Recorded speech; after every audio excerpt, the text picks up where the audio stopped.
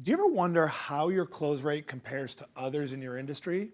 Well, my good friends at HubSpot recently put together some amazing and interesting data from their HubSpot CRM users. What they did is they compared close rates of 28 different industries. And I thought it would be pretty interesting to share with you that info so you can start to see how you compare to your competitors. Here's what they found. As you can see here at the high end of the close rate chart were industries like arts and entertainment, business and industrial, internet and telecom, automobiles and legal, and government. They were all in the mid to upper 20% of close rates. This means that they're closing just about a quarter of their opportunities. And then on the bottom of the close rates list are industries like biotech, insurance, event services, hospitality and marketing. And their close rates were closer to 15 to even down to as low as 11%. That's a huge difference from the people at the top end of the chart. By the way, if you want more info on your close rate from HubSpot, simply click on the link below this video to get full access. Now, how do you compare to your industry just listed? Either way, you can get your close rate much higher with a few key steps. In this video, I'm going to show you 5 steps to improve your close rate. Check it out. Number 1, stop pitching your offering up front. You know, most salespeople make the mistake of thinking that their prospects care about their offering. They don't. We need to understand that even today, 95% of your competitors are out there pitching their products and services like amateurs.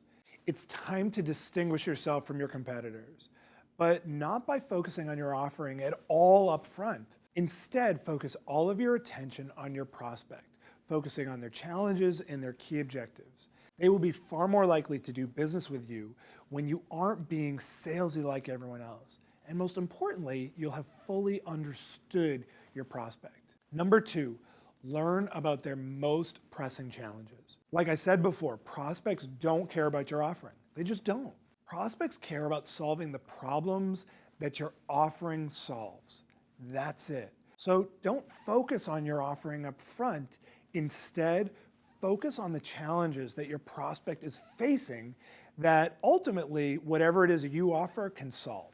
Really dig into those challenges through good, high-quality questions. Understand what those challenges are costing your prospect.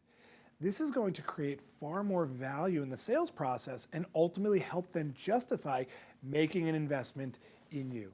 Number 3, understand their key objectives. This is really the other side of the coin to understanding challenges. Once you're clear on challenges, it's time to understand what they're really looking to accomplish. Get specific on exactly what those top 3 priorities are. This is going to give you tremendous insight into whether the prospect is really qualified and ultimately what kind of an offering they're really going to need from you. Plus, your prospect is going to feel like you really understand them at the end of this process. Number 4, determine the value of achieving those objectives. Now that you understand their objectives, it's time to get a little bit of math out there. And I know a lot of us aren't real math people, but this is so important. So ask a question like, what would accomplishing these objectives mean in dollars or profit or revenues, depending on your world? If you can get your prospect to articulate specific numbers about what accomplishing those objectives means, then you are going to make your price seem really minor in comparison to what they stand to gain. This is the art of creating real value in the eyes of your prospect.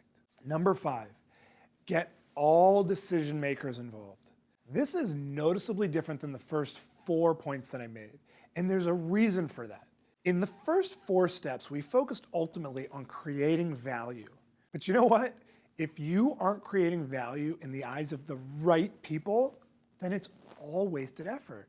You need to be sure that you are meeting with all of those key decision makers. So as soon as you hear your prospect say, well, I need to run this by so-and-so, you're in trouble. We need to avoid that. Be sure to establish early on who is involved in this decision-making process. So there are the 5 steps to improve your close rate. I want to hear from you. Which of these steps did you find most useful? Be sure to share below in the comments section to get involved in the conversation. And if you enjoyed this video, then I have this awesome free ebook on 25 tips to crush your sales goals. Just click right here. Seriously, it's an amazing book and it's free. Just click right here. Also, if you got some value, please like this video below on YouTube because that really helps me out. And don't forget to subscribe by clicking right here to get access to a new video just like this one each and every week.